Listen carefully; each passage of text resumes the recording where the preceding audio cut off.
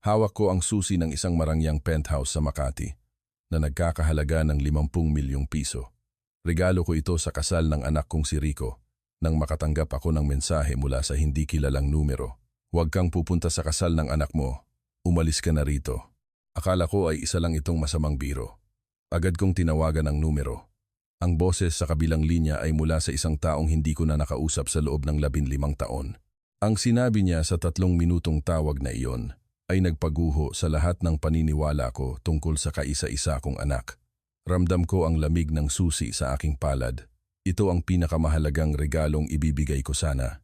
Ngunit habang nakatayo ako sa bakanteng unit na iyon sa isang sikat na tower, kung saan tanaw ang buong skyline ng Maynila ang lungsod, na tinulungan kong itayo sa loob ng 40 taon hindi na mahalaga ang presyo. Ang tanging iniisip ko ay ang magiging reaksyon ni Rico kapag iniabot ko ang susi. Kulay ginto ang paligid dahil sa sikat ng hapon. Dumating ako sa lungsod na ito noong 1984 na walang baon kundi diploma sa high school at matinding gutom sa tagumpay. 40 taon ang lumipas, may-ari na ako ng 10 malalaking gusali sa buong Maynila. Hindi na masama para sa isang batang nagsimulang natutulog sa loob ng lumang truck sa pagitan ng mga shift sa construction. Naglakad ako sa bakanting sala.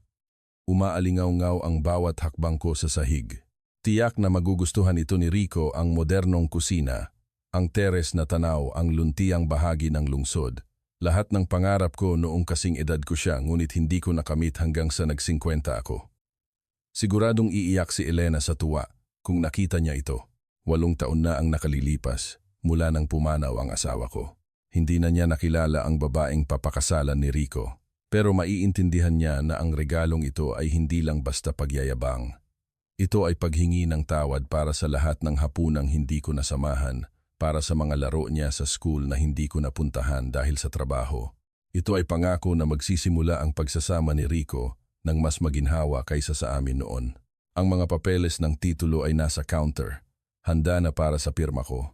Pipirma ako bukas at sosopresahin ko si Rico sa hapunang kasama ang pamilya sa darating na Biyernes. 9 na araw na lang bago ang kasal, 9 na araw bago ko ihatid ang anak ko sa altar. Muling nanginig ang phone ko. Hindi kilalang numero. Nanigas ang dugo ko sa mensahe. Huwag kang pupunta sa kasal ng anak mo. Tumakas ka na. Tinitigan ko ang screen. Binasa ko ito ng paulit-ulit. Nag-atubili ang daliri ko bago pinindot ang tawag. Tumunog ito ng matagal. Walang sumasagot. Puro mekanikal na tono lang na tila nangungutya sa akin. Sinubukan ko uli. At isa pa. Sa ika-10 pagkakataon, nanginginig na ang kamay ko. Ang rasyonal na bahagi ng utak ko, ang bahaging nakipagnegosasyon ng bilyong piso nang hindi kumukurap, ay nagsasabing, baka wrong number lang ito o biro sa stag party. Ngunit ang aking kutob, ang instingto na gumabay sa akin sa negosyo sa loob ng 40 taon, ay may ibinubulong na iba.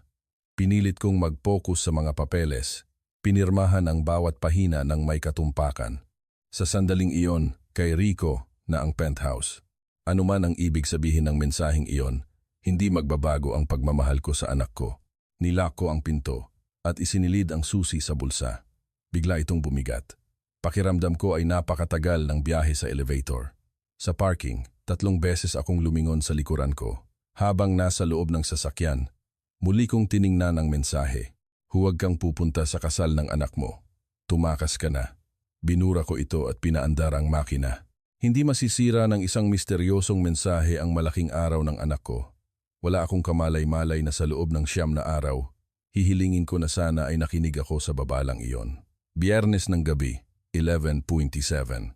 17 beses ko nang sinubukang tawagan ang numerong iyon mula nang umalis ako sa kondo. Nang sa wakas ay tumunog ang phone ko, muntik ko nang mabitawan ang baso ng whiskey. Halo, garalgal ang boses ko sa kaba. Carding, si Benito. Ang pangalang iyon ay parang suntok sa aking dibdib. Si Ben, ang dati kong kasosyo, ang taong pinagkatiwalaan ko ng kalahati ng kumpanya ko hanggang sa nalulong siya sa bisyo 8 taon na ang nakalilipas. Naghiwalay kami ng may kasuhan habang binabayaran ko ang parte niya at pumasok siya sa rehab. Ben, pagkatapos ng 8 taon, alam ko, putol niya sa akin. Pasensya na sa mensahe. Kailangan ko lang makasiguro bago ko sabihin ang narinig ko. Hinigpitan ko ang hawak sa phone. Ano ang narinig mo? Noong Martes ng umaga, nasa isang cafe ako malapit sa park. Nagtatrabaho gamit ang laptop ko. Pumasok si Rico kasama ang isang babae at isang lalaking nakaamerana. Naupo sila sa sulok. Carding, nandoon sila ng 40 minuto. Narinig ko ang lahat. Kumulo ang sikmura ko. Lahat tungkol saan? Tungkol sa iyo. Huminto ng sandali si Ben. Ang babae. Siya ba ang mapapangasawa niyang si Liza? Oo, sinasabi niya. Hindi na masyadong binabasa ng matanda ang mga papeles. Tumatawa si Rico. Sabi niya, pinirmahan mo raw ang lahat ng hindi nagtatanong dahil bulag ang tiwala mo sa kanya. Biglang pumait ang whiskey sa bibig ko. Anong papeles? Isang estate planning ang sabi niya sa akin. Pero Carding, hindi nila pinag-uusapan ang pagprotekta sa mga ari-arian. Pinag-uusapan nila ang pagbenta sa mga ito. Biglang parang sumikip ang opisina ko. Pagbenta? Pagkatapos daw ng honeymoon, may buyer na silang nakaredy. Ang Summit Capital, sabi ng abogado nilang kasama. Selyado na ang lahat dahil matagal mo na raw na-authorize ang mga transfer. Imposible iyan. Hindi ko kailanman. Pero habang sinasabi ko iyon, pumasok ang duda. May mga papeles nga si Rico na ipinapirma sa akin tungkol sa pag-aayos ng mga ari-arian. Mayroon pa. Pagpapatuloy ni Ben.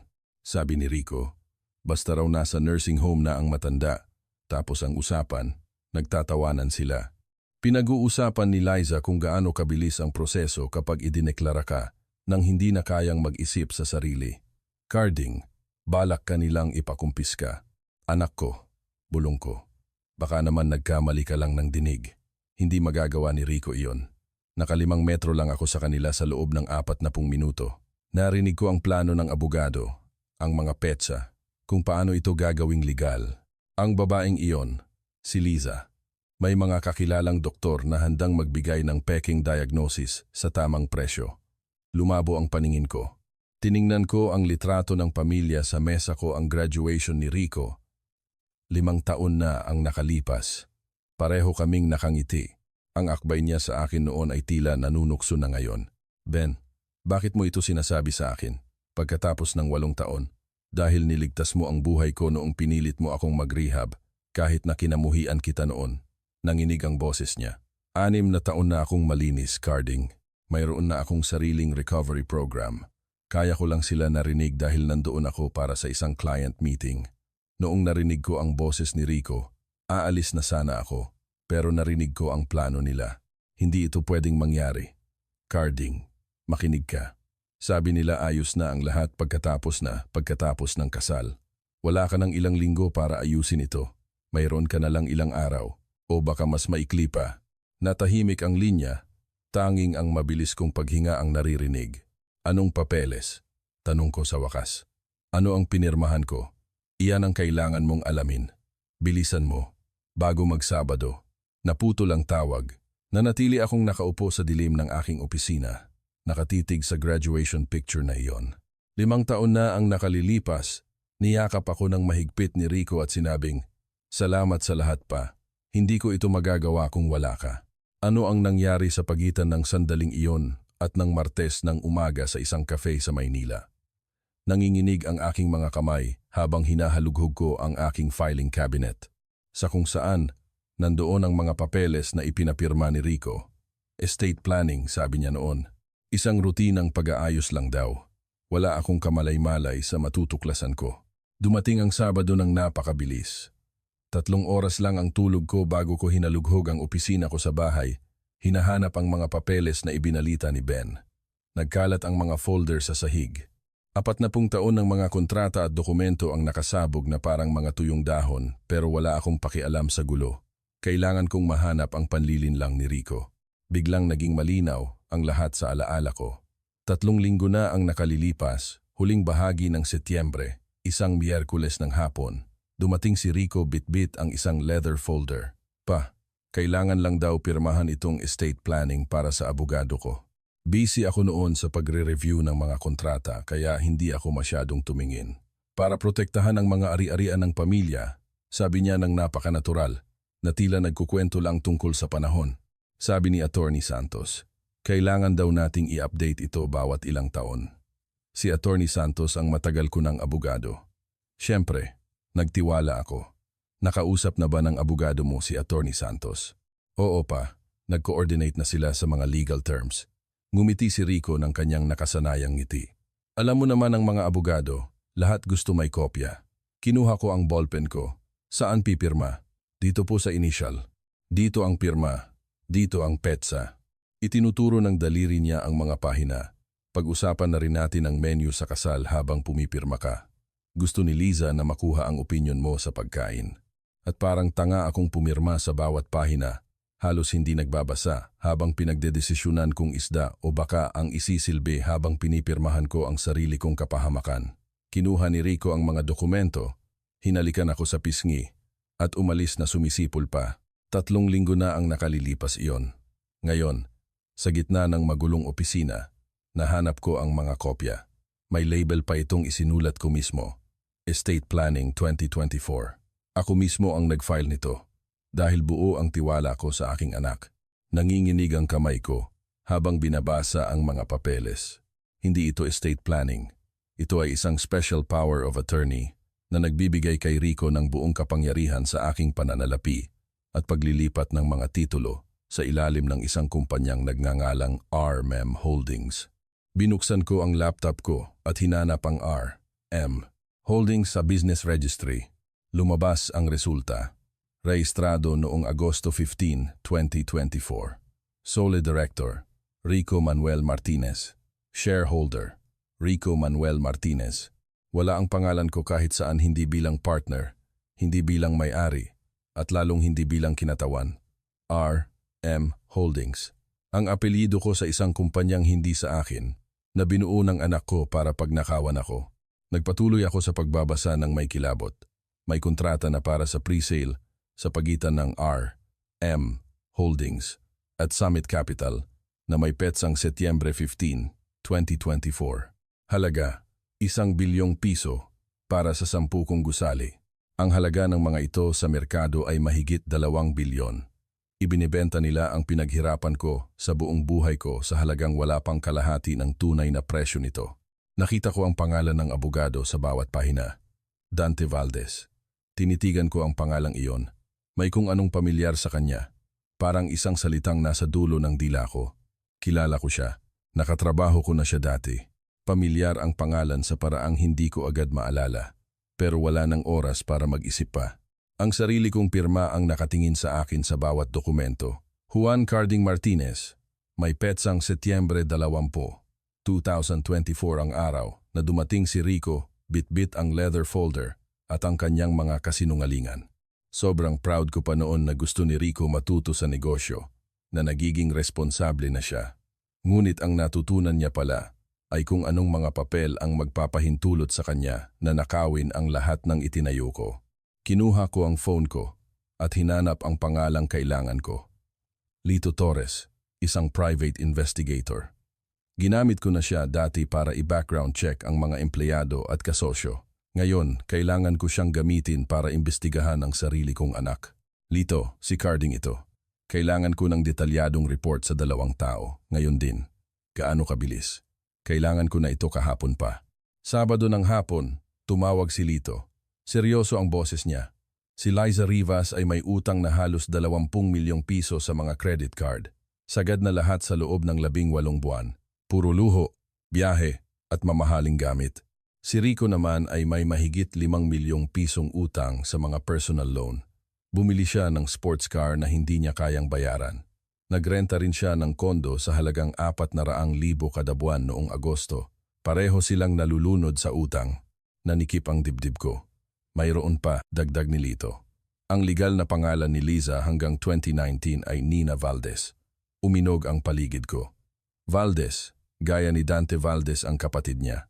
Pinalitan niya ang kanyang pangalan noong Marso 2019. Isang buong pagpapalit ng pagkatao. At doon, biglang bumalik ang alaala na parang rumagas ang tren. 15 taon na ang nakalilipas. Si Dante Valdez, isang 20 anyos na intern, matalino pero masyadong agresibo. Personal ko siyang tinuruan hanggang sa nahuli ko siyang pinepeke ang mga appraisal ng lupa para magmukhang maganda ang isang palubog na investment at lokohin ang mga buyer. Nagtiwala ako sa iyo, sabi ko sa kanya noon. Isang maliit na pagkakamali lang iyon, katuwiran niya. Panloloko iyan. Santi ka na. Namutla siya sa galit noon. Pagsisisihan niyo ito, Mang Carding. Isang araw, pagsisisihan niyo ito. Binaliwala ko iyon bilang isang walang kwentang banta. Ngayon, malinaw na ang lahat. Pagkatapos mong sibakin, sabi ni Lito, na blacklist si Dante sa mga malalaking kumpanya. Simula noon, sa maliliit na opisina na lang siya nagtatrabaho. Hindi na nakabangon ang career niya. Hinanap ko ang website ni Dante. Ang parehong mga matang mapanuri, 15 taon na mas matanda. Ang kapatid niya ay 13 taon pa lang siguro noong sinibak ko siya. Paano niya nakilala si Rico? Real Estate Summit sa Manila, Hunyo 2021. Sagot ni Lito pagkalipas ng 30 minuto. Ang seminar kung saan mo pinadala si Rico. Nilapitan siya ni Liza sa welcome cocktails. Pagkalipas ng 1 buwan, naging sila na. Pinuntirya nila siya, bulong ko. Ang anak ko ang naging biktima nila. Pinaplano na nila akong pabagsakin sa loob ng 3 taon sa pamamagitan ni Rico. Ngunit naalala ko ang recording na sinabi ni Ben ang tawa ni Rico tungkol sa matanda. Ang pananabik niyang ibenta ang mga ari-arian ko. Noong una ay baka minanipula lang siya. Pero pinili niyang ituloy ito. Alam niya ang tungkol sa mga papeles. Tinatawanan niya ang pagpapakulong sa akin sa nursing home. Tiningnan ko ang kalendaryo. Oktubre 12. 6 na araw na lang bago ang kasal. Hindi lang ito basta kasakiman. Ito ay isang 15 taong plano ng paghihiganti. Gusto ng pamilya Valdez ang lahat ng itinayo ko. At naging katuwang nila ang sarili kong anak. Tumayo ako sa harap ng bintana, nakatanaw sa dilim ng Maynila. Akala nila ay nanalo na sila. Wala silang ideya kung ano ang kayang gawin ng 40 taong karanasan sa negosyo sa loob ng 6 na araw. Lunes ng umaga, kaharap ko ang aking abogado na si Attorney Santos sa kanyang opisina sa Makati. Ang mga folder ng ebidensya sa pagitan namin ay nagpapakita ng isang maling gawain. Attorney, sabihin mo sa akin, anong alam mo kay Dante Valdez? Nag-type si Attorney Santos sa kanyang computer at nagbago ang anyo ng kanyang muka. Dante Valdez. Carding, sinibak mo ang taong ito noong 2009. Naalala ko na. Ang hindi natin alam ay 15 taon siyang nagplano ng paghihiganti. Ginabayan niya ang anak ko kung paano nakawin ang kumpanya ko gamit ang mga impormasyong nakuha niya noong intern pa lang siya. Isang malaking paglabag sa etika iyan, sabi ni Attorney Santos. Ang kapatid niya ay nagpalit ng pangalan at nakipagrelasyon kay Rico sa loob ng 3 taon. Isang planadong operasyon ng pamilya. Inilatag ko ang mga ebidensya, ang mga pineking power of attorney, ang pagbuo ng R.M. Holdings na si Rico lang ang may-ari, at ang bilyong-pisong benta ng mga gusali ko. Pagkatapos, ipinarinig ko ang recording. Ang boses ni Rico ay pumuno sa opisina. Walang kaalam-alam ang matanda. Mapupunta siya sa nursing home habang tayo ang nagpapatakbo ng imperyo niya. At ang boses ni Liza. Mas kilala ng kapatid ko si Carding kaysa sa kilala ni Carding ang sarili niya. 15 taon naming binuo ang bawat detalye. Nagdilim ang mukha ni Attorney Santos. Hindi lang ito civil fraud. Isa itong criminal conspiracy, falsification at identity manipulation. Naglista si Attorney Santos para sa aming plano. Una, ipapawalang bisa namin ang bawat papeles na ipinapirma ni Rico dahil sa panloloko. Pangalawa, magsasampa kami ng formal na reklamo sa Integrated Bar of the Philippines laban kay Dante Valdez. Pangatlo, makikipag-ugnayan kami sa NBI at sa pulisya dahil ang planong pagbebenta sa Summit Capital ay isang malaking estafa. Pang-apat, hihilingin namin sa korte na i-freeze ang anumang transaksyon ng R.M. Holdings. Panglima, babaguhin ko agad ang testamento ko. Lahat ay mapupunta sa isang foundation para sa pabahay ng mga mahihirap sa Maynila. Walang makukuha si Rico. Paano ang kasal? Tanong ni Attorney Santos. Gusto kong malaman ng lahat. Pamilya, kaibigan, mga kasosyo. Mahaharap si Rico sa kasong kriminal. Pinili niya ito nang pagtawanan niya. Ang plano nilang ikulong ako. Lumipas ang linggo ng napakabilis. Martes, nakipagpulong ako sa mga otoridad. Miyerkules, nilagdaan ko ang bagong testamento. Huwebes, isinampa ang reklamo laban sa abogado. Biyernes ng umaga, inaprubahan ng judge ang pag-freeze sa RMM Holdings. Sa buong linggo, Nagpanggap akong ayos lang ang lahat kay Rico. Sinasagot ang mga text niya tungkol sa kasal nang may pilit na tuwa. Biyernes ng gabi, mag-isa sa aking opisina, muli kong nirepaso ang lahat. 40 taon kong binuo ang aking pangalan at 3 taon nilang pinlanong nakawin ito. Ngunit nagkamali sila. Ipinakita nila sa akin ang buong plano nila. Bukas, ako naman ang magtuturo sa kanila ng leksyon. Sabado, Oktubre 19. Inayos ko ang aking kurbata sa harap ng salamin. Hindi nanginginig ang aking mga kamay. Isinuot ko ang aking pinakamagandang gray na suit. Kinuha ko sa vault ang singsing ni Elena at isinilid sa bulsa, isang paalala kung ano dapat ang tunay na pamilya. Dumating ako sa venue ng kasal sa Tagaytay bandang 2:00 ng hapon. May 150 bisitang dumarating, mga kasamahan sa trabaho, kaibigan, at kamag-anak na walang kamalay-malay sa masasaksihan nila. Carding, napakasayang araw nito. Bati ng isang kasosyo. Napakalaking regalo ng penthouse sa Makati. Dagdag ng isa pa. Ang bawat papuri ay parang hiwa ng kutsilyo sa akin. Doon ko nakita si Dante Valdez, 15 taon na mas matanda. Suot ang mamahaling suit at mayabang na lakad.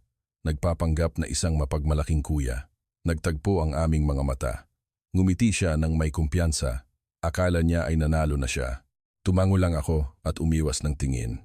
Nilapitan ako ni Rico bago ang seremonya. Pa, salamat sa lahat. Sa kondo, sa suporta, sa lahat. Pinagmasdan ko ang kanyang mukha. May bahid ng guilt. Anak kita, mahina akong sabi. Gagawin ko ang lahat para sa iyo. Iyon ang huling katotohanang sasabihin ko sa kanya. Nagsimula ang kasal sa ilalim ng isang eleganteng tent na puno ng mga bulaklak. Dahil wala na si Elena, ako ang umalalay kay Rico sa paglalakad sa pasilyo patungo sa altar. Naghihintay doon si Nina, nakilala bilang Liza, suot ang puting gown. 3 taon siyang nagpanggap at naging kapani-paniwala siya. Nagpalitan sila ng sumpa, nagsuot ng singsing. I declare you husband and wife. Pumalakpak ako ng mekanikal habang hinahalikan ni Rico ang kanyang kasabwat sa harap ng maraming tao na nagdiriwang para sa inaakala nilang pag-ibig. Wala silang kaalam-alam. Habang nasa cocktails, nakihalo ako sa mga bisita. Nakita ko sina Dante at Liza na nagbubulungan malapit sa bar, tila nagdiriwang sa kanilang tagumpay. Tumatawa si Rico kasama ang kanyang mga kaibigan. Magbibigay ka ba ng toast, Mang Carding? Tanong ng isang bisita. Oo, mayroon akong inihandang sasabihin. Nagsimula ang hapunan bandang 6:00. Nakaupo sina Rico at Liza sa main table. Lumapit ang wedding coordinator. Mang Carding, handa na po para sa inyong speech. Tumayo ako at naglakad patungo sa mikropono. Ang mga pulis na tinawagan ko ay pumwesto na malapit sa mga labasan. Tumahimik ang lahat. 150 mukha ang nakatingin sa akin. Tiningnan ko si Rico, pagkatapos si Liza, at huli si Dante. Huminga ako ng malalim. Mga kaibigan, pamilya, at panauhin, gusto ko kayong kausapin tungkol sa tiwala, tungkol sa pamilya, at tungkol sa pagtatraidor. Naging bingi ang katahimikan sa loob ng hall. Ang mga bisita ay naghihintay sa susunod kong sasabihin. Si Rico ay nakangiti pa noong una. Si Liza ay tila nanigas, habang si Dante Valdez ay nakasandal sa kanyang upuan, kampanteng-kampante. Wala siyang kamalay-malay na guguho na ang mundo niya. Salamat sa inyong pagdalo. Simula ko. Bilang ama ni Rico, matagal ko itong hinintay. Pero ngayong gabi, kailangan kong pag-usapan ang ibang uri ng pagsasama, ang pagsasamang binuo sa kasinungalingan. Napawi ang ngiti ni Rico. 3 araw ang nakalilipas. Nakatanggap ako ng babala na huwag pumunta sa kasal na ito. Inilabas ko ang aking phone.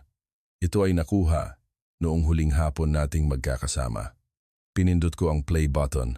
Ang boses ni Rico ay umalingaw-ngaw sa mga speaker. Sa tingin mo ba may hinala ang matanda? Wala siyang alam. Sabi ni Dante, walang butas ang mga papeles. Kapag kasal na kami, kikilos na tayo ng mabilis. 15 taon itong pinlano. Mapupunta siya sa nursing home habang tayo ang nagpapatakbo ng imperyo niya. Pagkatapos ng recording, isang bulung-bulungan ang bumalot sa silid. Hayaan niyong ipakita ko ang tinutukoy nila, sabi ko habang itinaas ang ilang dokumento. Mga power of attorney na ipinapirma sa akin 3 linggo na ang nakalilipas, itinago sa mga papeles para sa kasal. mga transfer documents para ilipat lahat ng ari-arian ko sa RM Holdings na pag-aari ni Rico, at isang kontrata para ibenta ang lahat sa halagang bilyon kahit na doble ang tunay na presyo nito. Ipinaliwanag ko ang mga utang ni Liza at ni Rico. Tumayo si Rico na uutal. Pa, hindi mo naiintindihan. Hindi, Rico. Ikaw ang hindi nakaintindi kung sino ang kinampihan mo. Hinarap ko si Dante Valdez. Dante, sabihin mo sa kanila kung bakit kita sinibak noong 2009. Intern kita at nagnakaw ka. Siniguro ko na malalaman ng lahat ang ginawa mo, kaya 15 taon kang hindi makakuha ng matinong trabaho.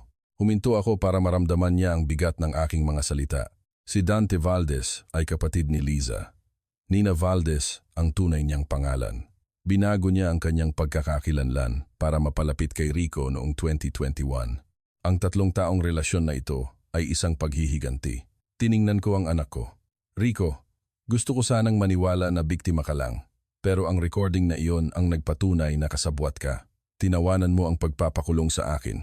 Kaya heto ang mangyayari. Nagpagawa ako ng bagong testamento. Lahat ng ari-arian ko, lahat ng gusali at pera ko, ay ibibigay sa foundation para sa mahihirap. Rico, wala kang makukuha. Nina, wala kang makukuha. Nagbigay ako ng senyas. Pumasok ang mga pulis.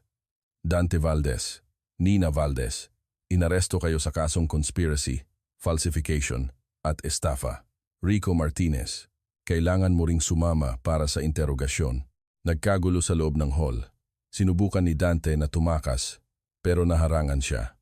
Ang mga bisita ay nagtakbuhan. Ang iba ay hindi makapaniwala. Nakita ko ang aking anak, ang kaisa-isa kong anak, na pinupusasan kasama ang babaeng pinakasalan niya. Ilang oras lang ang nakalilipas. Tapos na ang kasal. Nagmaneho ako pauwi ng mag-isa noong gabing iyon habang nasa presinto si Rico. Ang masayang selebrasyon ay napalitan ng mga posas. Tumawag si Ben. Carding, narinig ko ang nangyari. Ayos ka lang ba? Ayos lang ako, Ben. Salamat sa babala. Pasensya ka na at humantong sa ganito. Huwag kang humingi ng paumanhin. Ibinigay mo ang katotohanan noong puro kasinungalingan ang ibinibigay ng sarili mong anak. Matapos ang 15 taon, nabawi ko ang pagkakaibigan namin ni Ben pero nawala naman sa akin si Rico. Naisip ko si Elena at kung paano niya mag-isang pinalaki si Rico habang nasa trabaho ako. Siguro ay nakita lang niya ako bilang isang bank account dahil hindi ako palaging nandoon. Ngunit marami namang bata ang lumalaking wala ang magulang pero hindi naging magnanakaw. Pinili ni Rico ang kanyang landas. Linggo ng umaga, 7:00, pumunta ako sa penthouse sa Makati. Ang regalo ko sanang pangkasal. Pumasok ako gamit ang susi na nasa bulsa ko pa rin.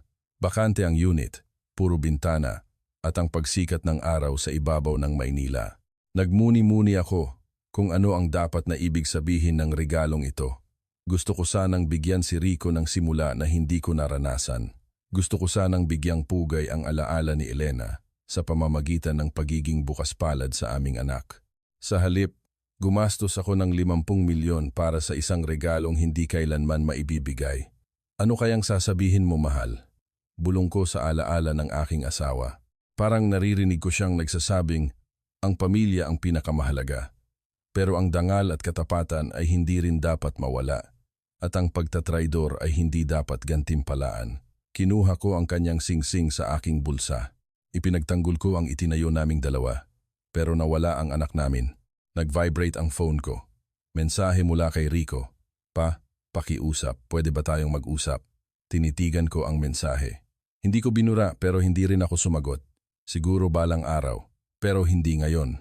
At hindi sa malapit na hinaharap.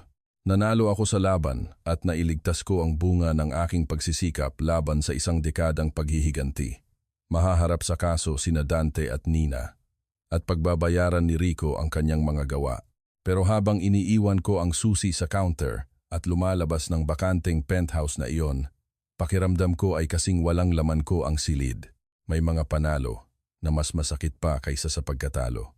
Nanalo ako sa laban pero nawala ang pinakamahalaga. 40 taon kong binuo ang isang imperyo pero nakalimutan kong bumuo ng relasyon sa aking anak. 72 taon na ako. Naipagtanggol ko ang aking prinsipyo at nakamit ko ang katarungan. Pero mag-isa ako sa bawat gabi. Iyan ang kapalit ng pagiging tama. Kung pagtatraydoran ka ng taong mahal mo, protektahan mo ang sarili mo at humingi ng pananagutan. Pero itanong mo rin sa sarili mo kung ano ang mas pagsisihan mo pagkalipas ng 10 taon. Ang hayaan silang makatakas o ang mawala sila ng tuluyan. Pinili ko ang katarungan. Minsan, proud ako. Sa ibang araw naman, habang nakatayo sa harap ng puntod ni Elena, iniisip ko kung matutuwa ba siya. Itatanong sa akin ng Diyos kung bakit sa gitna ng kapangyarihan kong magpatawad, hindi ko ginawa at wala akong maisagot na maayos doon. Salamat sa pakikinig sa aking kwento hanggang sa dulo. Kung may naramdaman ka sa kwentong ito, i-like mo, magsulat ka sa comments kung ano ang tumimo sa puso mo. At huwag kalimutang sabihin kung taga saan ka. Mag-subscribe sa channel para sa marami pang kwentong katulad nito.